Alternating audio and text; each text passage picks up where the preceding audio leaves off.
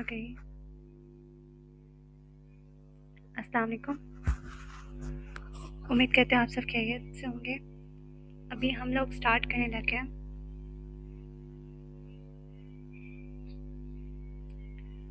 हमने chapter number 6 से start किया है ताकि चूँकि हम लोगों ने दिसंबर में 5 चैप्टर्स जो हैं उनके पेपर दे लिए हैं, तो अब हमने चैप्टर नंबर 6 से स्टार्ट किया और चैप्टर नंबर 6 के जो टॉपिक्स एक्सक्लूडेड हैं वो हमने यहाँ पर जो है वो हम डिस्कस नहीं करेंगे, उनको हम स्टडी नहीं करेंगे, जिसमें हमारे पास 6.1 और 6.6 है आई थिंक, तो हम उनको नहीं पढ़ेंगे। बाकी हमने इंटरनल एनर्जी पढ़ा है, वर्क डन पढ़ा है, हीट पढ़ा है और हमने फर्स्ट लॉ ऑफ थर्मोडायनेमिक्स पढ़ा है। इनको हमने रीड किया है। तो ये ज़रा ओपन हो जाए फिर मैं आप लोगों से, हाँ जी ये आ गया, ये टॉपिक्स इंक्लूडेड ही नहीं है। तो आज हमें जो है वो आइसोथर्मल प्रोसेस को डिस्कस करना है। Isothermal process, isothermal means constant temperature. हमने कांस्टेंट टेम्परेचर पर गैस का बिहेवियर चेक करना है, सही है। It is the process which is carried out at constant temperature. ये वो प्रोसेस है जिसमें हम टेम्परेचर को कांस्टेंट रखते हैं and hence the condition for the application of Boyle's law on the gas is fulfilled. और यहाँ पर हमारे पास जो बॉयल्स लॉ है उसकी कंडीशन भी फुलफिल हो जाती थी। बॉयल्स लॉ की कंडीशन ये थी कि हमारे पास जो गैसेस का प्रेशर इनिशियल प्रेशर है और इनिशियल वॉल्यूम है, यानी हमने अभी फोर्स अप्लाई नहीं की उन पर, ठीक है। हमने पिस्टन को ऊपर नहीं किया, हमने वही जो उसकी ओरिजिनल पोजीशन थी वहाँ पर रखे। तब जो गैसेस के ऊपर प्रेशर अप्लाई हो रहा था और वॉल्यूम जो था उस वक्त, उनका अगर प्रोडक्ट लें और जब फाइनल कंडीशन यानी आप प्रेशर अब फोर्स लगाइए पिस्टन के ऊपर, पिस्टन को थोड़ा ऊपर किए, तो अब हमारे पास प्रेशर और वॉल्यूम में चेंज आएगा, है ना। तो प्रेशर और वॉल्यूम में जो चेंज आया है उसको अगर हम मल्टीप्लाई करते हैं तो वो सेम टू सेम उतना ही होगा जितना हमारे पास product of initial pressure and volume आया था। तो बॉयल्स लॉ ये कहता था कि अगर टेम्परेचर कांस्टेंट है तो हमारे पास प्रेशर और वॉल्यूम को मल्टीप्लाई करने से हमारे पास जो वैल्यू है वो कांस्टेंट रहती है। तो यहाँ पर भी आइसोथर्मल प्रोसेस के केस में भी हमारे पास बॉयल्स लॉ की जो कंडीशन है वो फिलफिल हो जाती है। Therefore when gas expand or compress isothermally, इसीलिए जब गैस एक्सपेंड होती है या फिर कंप्रेस होती है isothermally, the product of pressure and volume during the process remains constant.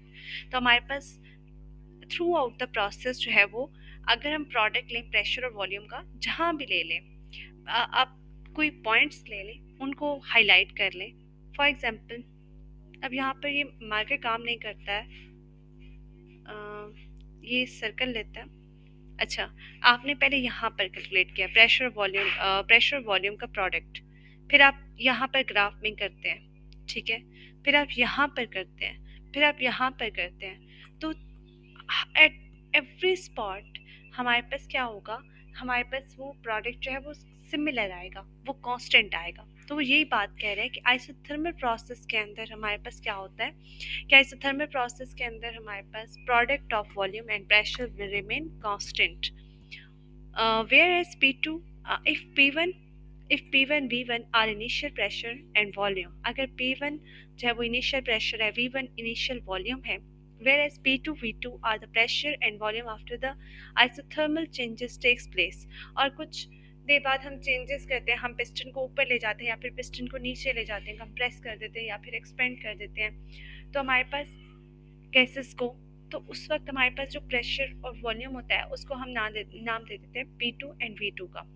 तो क्या होगा कि अगर मैं इनिशियल प्रेशर और वॉल्यूम का प्रोडक्ट फाइंड करूं यानी P1 V1 is equal to P2 V2, अभी जो मैंने आइसोथर्मल चेंजेस के बाद जो प्रेशर और वॉल्यूम कैलकुलेट किया उनको मल्टीप्लाई करूं या आइसोथर्मल चेंजेस से पहले वाले प्रेशर और वॉल्यूम को मल्टीप्लाई करूं, आंसर विल रिमेन सेम। तो आइसोथर्मल प्रोसेस जो है वो बॉयल्स लॉ को फॉलो करता है।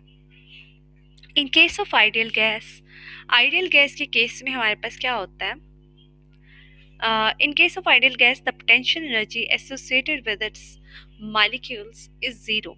आइडियल गैस के अंदर हमारे पास जो पोटेंशियल एनर्जी जो होती है वो क्या होती है, वो जीरो। अभी हमने ना जब मैंने पहला टॉपिक समझाया था ना इंटरनल एनर्जी वाला, तो उसमें हमने कहा था कि internal energy is equal to in translational kinetic energy. जब हमने ट्रांसलेशनल काइनेटिक एनर्जी कहा था, हमने कहा था ये आइडियल गैस के केस में है। क्यों? क्योंकि आइडियल गैस के मॉलिक्यूल्स जो है वो एक दूसरे पर फोर्स अप्लाई ही नहीं करते हैं। ठीक है, उनकी जो फोर्स होती है वो बेयर मिनिमम होती है, तो वो बहुत कम होती है, हम उसको इंक्लूड नहीं करते हैं। तो हमारे पास जो इंटरनल एनर्जी है पूरी की पूरी वो काइनेटिक एनर्जी होती थी। तो इसका मतलब वहाँ पर पोटेंशियल एनर्जी जीरो है ना, क्योंकि internal energy is a sum of molecular energies, and molecular energies are kinetic energy and potential energy. तो हमारे पास पोटेंशियल एनर्जी आइडियल गैस के केस में ज़ीरो होती है, तो इस वजह से हमारे पास जो इंटरनल एनर्जी होती है वो सिर्फ और सिर्फ काइनेटिक एनर्जी होती है। And hence the internal energy of an ideal gas depend only on its temperature, जिसकी वजह से इंटरनल एनर्जी जो है वो सिर्फ टेम्परेचर पर डिपेंड करती है। क्यों डिपेंड करती है टेम्परेचर के ऊपर? क्योंकि हमारे पास जो काइनेटिक एनर्जी है वो टेम्परेचर के डायरेक्टली प्रोपोर्शनल है according to kinetic molecular theory. Kinetic molecular theory क्या कहती थी कि average kinetic energy is equal to 3/2 K B T, right. तो वहाँ हमारे पास के बी और 3/2 तो कांस्टेंट है, तो kinetic energy is directly proportional to temperature, right. तो हमारे पास चूंकि आइडियल गैस के केस में जो इंटरनल एनर्जी है वो सारी की सारी काइनेटिक एनर्जी है, तो kinetic energy is directly proportional to temperature, so internal energy only depends on the temperature which in this case remain constant. तो इस केस में हमारे पास ये टेम्परेचर जो है वो कांस्टेंट है। टेम्परेचर अगर कांस्टेंट है तो फिर इंटरनल एनर्जी तो जीरो हो गई, है ना। ऐसे ही है, hence the first law of thermodynamics will become. तो हमारे पास जो इंटरनल एनर्जी है वो तो ज़ीरो हो गई। तो अब हमने कल क्या पढ़ा था कि हम अगर किसी सिस्टम को हीट देते हैं, फर्स्ट लॉ ऑफ थर्मोडायनेमिक्स, अगर हम किसी सिस्टम को हीट देते हैं तो the heat will appear in the form of internal energy, right, and the work done by the system on the surrounding. ये हमने पढ़ा था ना। तो हमने कहा था Q is equal to W plus delta U. Delta U is zero because temperature is constant and internal energy depend upon the temperature, right? Internal energy depend upon the temperature and temperature is constant. So change in internal energy will be zero because temperature is not changing, right? So हमारे पास first law of thermodynamics reduce होकर क्या हो जाएगा कि heat जो है वो सारी की सारी वर्क में चली जाएगी। This if gas expand and does external work, अगर कोई गैस एक्सपेंड होती है और वो काम करती है, an amount of heat has to be supplied to the gas in order to produce an isothermal change। तो हमें, तो वो कह रहे हैं कि हमारे पास कुछ अमाउंट जो है वो हीट की वो हम गैस को सप्लाई करेंगे ताकि वो अपने अंदर आइसोथर्मल चेंजेस ला सके। Since transfer of heat form from one place to another place require times. अब ये तो है कि हमारे पास जब कोई भी चीज़ ट्रांसफ़र होती है तो उसके लिए टाइम की ज़रूरत पड़ती है। बिल्कुल ऐसे ही in case of isothermal process जब हमारे पास हीट ट्रांसफ़र होती है तो वो एक जगह से दूसरी जगह, तो उसको टाइम की ज़रूरत होती है। Hence to keep the temperature of the gas constant the expansion और compression must takes place slowly. तो हम अब चूंकि टेम्परेचर तो हमें कांस्टेंट रखना है और इतने ज़्यादा टाइम के लिए टेम्परेचर कांस्टेंट रह भी नहीं सकता, है ना। और आइडियल केसेस बहुत कम होते हैं, राइट। तो टेम्परेचर इतने टाइम के लिए हम कांस्टेंट नहीं रख सकते। फिर उसके लिए हम क्या करते हैं, उसके लिए हम बहुत स्मॉल टाइम इंटरवल के लिए बहुत स्लोली स्लोली एक्सपेंशन और कंप्रेशन गैस की करवाते हैं। The curve representing N isothermal process is called isotherm, और वो कर्व जो हमारे पास कांस्टेंट टेम्परेचर पर आइसोथर्मल प्रोसेस को एक्सप्लेन करती है उसको हम कहते हैं आइसोथर्म। डिफाइन आइसोथर्म, तो फिर आप लोगों ने आइसोथर्म की यही डेफिनेशन लिखनी है। The curve which represent the isothermal process is called isotherm, and you have to draw this PV graph of isothermal process. PV graph of isothermal process is like this. You can see this line, green line. This is isotherm. You have to draw this on your paper.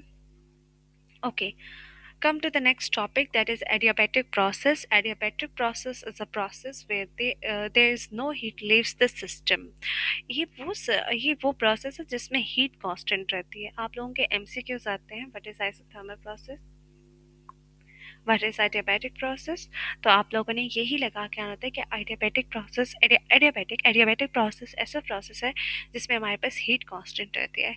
Heat constant रहने से मतलब ये होता है कि हमारे पास system से heat बाहर नहीं जा रही है।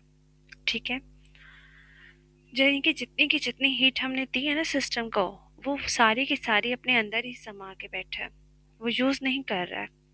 ठीक है, an adiabatic process is the one. Adiabatic process ऐसे ऐसे प्रोसेसेस होते हैं जिनमें हमारे पास जिनमें ओके सॉरी थी बहन आ गई थी तो मैं वहाँ चली गई।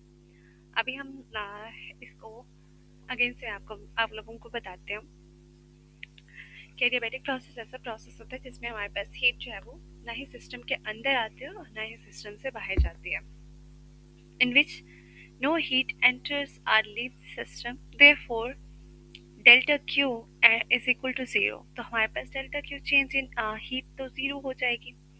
And the first law of thermodynamics gives, अगर हमारे पास डेल्टा क्यू जीरो है तो हम क्या लिखेंगे? um, ओके यहाँ पर हम लिखते हैं इसको। अच्छा, हमारे पास जो फर्स्ट लॉ ऑफ थर्मोडायनेमिक्स है वो क्या है हमारे पास? Q is equal to del U plus W, U plus W. ठीक है, तो हमारे पास चूंकि हीट तो चेंज इन हीट जीरो हो गई, right? Zero is equal to U plus W, delta U. अब यहाँ पर डेल्टा यहाँ पर अवेलेबल नहीं है कीबोर्ड पर तो मैं डेल्टा नहीं लगा रही। ओके, तो अब हमारे पास ये जो है u, अगर डब्ल्यू को मैं इधर ट्रांसफर करूँ, u को इधर ट्रांसफर करूँ तो एक के साथ नेगेटिव साइन आ जाएगा। Negative u is equal to W, right? This will be the equation of first law of thermodynamics. ठीक है, in case of adiabatic process, right? This if the gas this if the gas expand and does external work, अगर gas expand होती है और वो काम करती है on the surrounding, it is done at the expense of internal energy.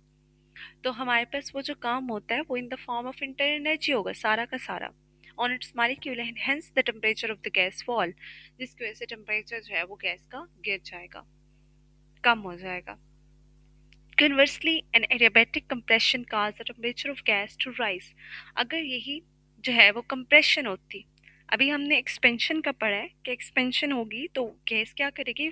Surrounding के ऊपर वर्क करेगी, और जब वो सराउंडिंग के ऊपर वर्क करेगी तो उसका टेम्परेचर फॉल कर जाएगा। लेकिन अगर कंप्रेशन होती है गैस की तो आप टेम्परेचर राइज करेगा because of the work done on the gas, क्योंकि आप गैस के ऊपर सराउंडिंग वर्क कर रहे हैं। Adiabatic change, adiabatic changes, adiabatic, sorry, adiabatic change occur. Sorry,